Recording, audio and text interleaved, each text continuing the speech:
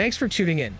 Chevy is a beloved American automaker with a history of manufacturing durable vehicles that withstand the test of time. Moreover, they're also known for manufacturing legendary engines that won many races during the muscle car era. In this episode, we'll delve deeper into the 327 Gearhead holiday. Stay tuned and be sure to hit that like button and subscribe to our channel as we review all about the 327 special day. 327 Day, also denoted as March 27th, is a celebration day for Chevy's 327 small block engine, held on March 27th. General Motors and Chevy lovers celebrate this day to pay homage to the iconic Chevrolet 327 cubic inch V8 engine, introduced in 1962. This engine is known for its performance, versatility, and contribution to GM's muscle car legacy. During this special day, Chevy lovers celebrate the engine in different ways. GM fans, car clubs, and gearheads engage in social media tributes by sharing posts, photos, and videos of classic vehicles powered by the 327 engine. Enthusiasts often gather for car shows or meetups to showcase their 327-powered vehicles by cruising, revving the engines, and sharing restoration and maintenance tips. Also, GM and some aftermarket vendors release offers or memorabilia like shirts and hats to commemorate 327 Day. 327 Chevy engine. The Mighty Mouse. The 327 cubic inch small block engine entered production in the summer of 1961. Chevy engineers gave it a displacement bump by boring the cylinders out to an even 4 inches each and increasing the stroke a quarter inch to 3.25 inches. This small block engine was first introduced in the 1962 Chevy Corvette and was affectionately called Mighty Mouse in its early days due to its smaller size and excellent power. History of the 327 Chevy engine, 1962 to 1969. The 327 engine was part of Chevy's small block lineup, which started in late 1954 for the 1955 model year. The first iteration of the small block engine was the 265 cubic inch Turbofire, which was unveiled in the 1955 Corvette and Bel Air. The 265 quickly gained popularity among stock car racers and was nicknamed the Mighty Mouse after the then popular Disney character Mickey Mouse. In 1957, it grew 283 cubic inches and was fitted with the optional Rochester mechanical fuel injection and a Dunta high lift crankshaft. In 1961, the 327 replaced the 283 as a higher performance variant. The Mighty Mouse nickname was carried over to the 327 cubic inch engine during its first production years before it was later called the Mouse. Because of its part interchangeability, the 327 engine was Chevy's best produced engine in terms of numbers and longevity. Gearheads could swap out parts from different past year model vehicles and use them in the 327 engine. In 1962, the 327 was the hottest version that year. With its famed Duntov solid lifter camshaft and fuel injection, it made 360 horsepower, but the version with the carburetor was rated at 340 horsepower. As technology evolved, Chevy improved the engine in 1964, and this time it came with 4-barrel carburetors and fuel-injected versions. The carbureted version was rated at 265 horsepower, while the fuel-injected version reached a peak of 275 horsepower. It became the most powerful naturally aspirated, single-cam production small block V8 until the Gen 3 LS6 was made in 2001. In 1967, the 327 was released with 4 different power ratings, depending on the vehicle it was in. The last 327 engine in production was in 1969, and it had a 2-barrel carburetor. The 327 production ended to pave the way for the 350 cubic inch, which had seen success in the 1967 Camaro and 1968 Nova. The 350 could also be engineered to meet new emission standards that had started taking effect in the early 70s. The Mighty Mouse could even give some big block engines a run for their money. It powered several legendary muscle cars throughout its production, earning it a special place in Gearheads' hearts. Are you ready for our top list of legendary muscle cars that were powered by the 327 small block over the 8 years of its production? Be sure to like and subscribe to our channel, which helps us create more episodes. 1962 models. Number 1. The Corvette. The base Corvette had a 327 cubic inch engine with a 4-barrel carburetor. This engine produced 250 horsepower and 350 pound-feet of torque. The high-output 327 boasted a 4-barrel carburetor that helped produce 340 horsepower and 344 pound-feet of torque. The top of the range was the fuel-injected 327 variant that produced 360 horsepower and 352 pound-feet of torque. The Corvette's 327 helped solidify the car's reputation in sports car racing. The fuel-injected 327 V8 was particularly popular among SCCA racers, offering a strong power-to-weight ratio. The car regularly competed in road racing and endurance events and enjoyed considerable success in the early 1960s. Number 2. Impala Super Sport. The Chevy Impala SS was first introduced in 1961, a year before the 327 was introduced. The first SS had a 283 cubic inch engine, but upon the introduction of the 327, the 283 was phased out, making the car even more powerful. The base trim had the 327 producing 250 horsepower and 350 pound-feet of torque. On the other hand, the higher output boasted a 327 variant, producing 300 horsepower and 360 pound-feet of torque. The Impala SS size and weight did make it ideal for tighter courses, but the torque of the 327 engine allowed for impressive quarter-mile times. Number 3. Bel Air and Biscayne. The Biscayne was a series of full-size cars produced by Chevy between 1958 and 1975, while the Bel Air was produced for the 1950 through 1981 model years.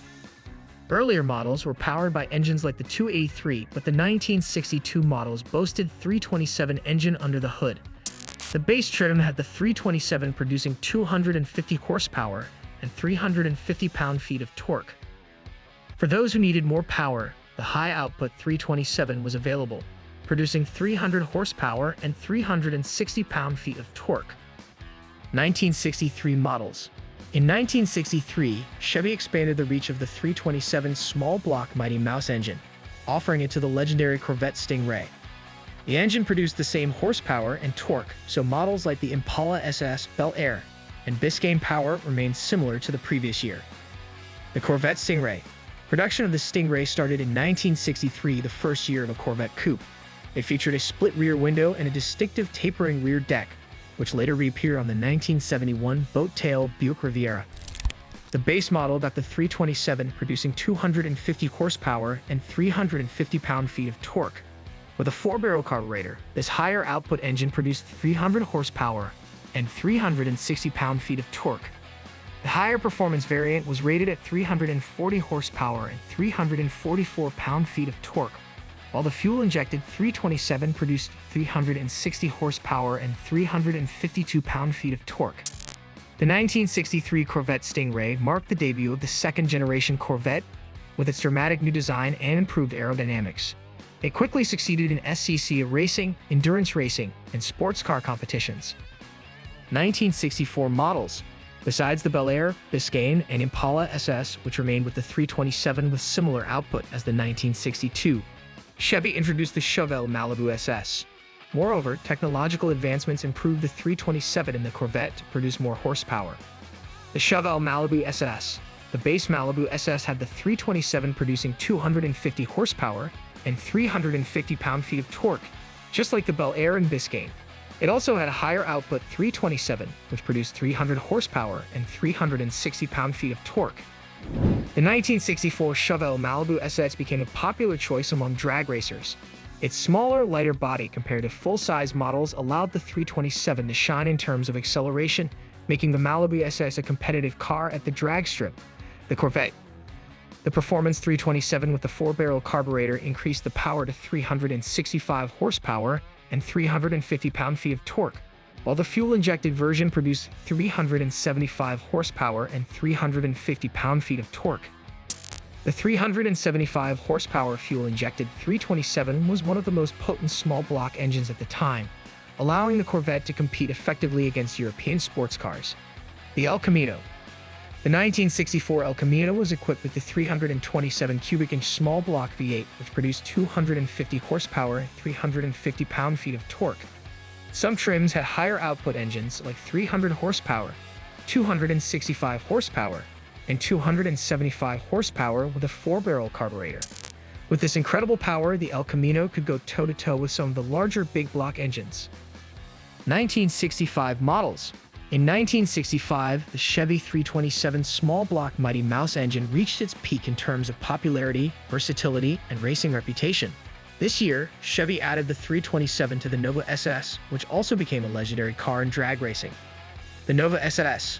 The Nova SS boasted two variants of the 327, including the high-output model producing 300 horsepower and 360 pound-feet of torque. and the L79 327, producing 350 horsepower and 360 pound-feet of torque. The Nova SS, powered by the 350 horsepower 327, was especially popular in drag racing due to its minimal weight and high horsepower. It could challenge much larger and more expensive cars, making it a highly desirable option. 1967 models. The Camaro. Chevy introduced the Camaro with a base 327, producing 210 horsepower and 320 pound-feet of torque. The high performance could produce 275 horsepower and 355 pound-feet of torque with the help of a 4-barrel carburetor. The top-of-the-range variant was the L30 327, producing 325 horsepower and 355 pound-feet of torque. The Camaro became an instant classic. With its 325 horsepower, it could rival the Ford Mustang. The Chevelle Malibu SS. This time, the Chevelle had a base with 275 horsepower and 355 pound-feet of torque, and the top of the range was the L79 327, which produced 325 horsepower and 355 pound-feet of torque. The Chevelle Malibu SS, particularly with the L79 327, was popular in drag racing due to its power-to-weight advantage and straightforward design. The Nova SS. The 67 Nova SS was only available with 325 horsepower and 355 pound-feet of torque. L79 327. Its lightweight made it a top choice among drag racers due to its excellent power-to-weight ratio. 1969 models. In 1969, Chevy's 327 small block V8 was now competing with the new 350 small block and powerful big block options like the 396 and 427. This year, the 325 horsepower option was phased out, and the engine was offered in two main configurations: the base 235 horsepower and the high output 300 horsepower. However, the 327 remained attractive for drivers who valued a reliable, high-revving engine in a balanced package. Thanks for watching today's episode.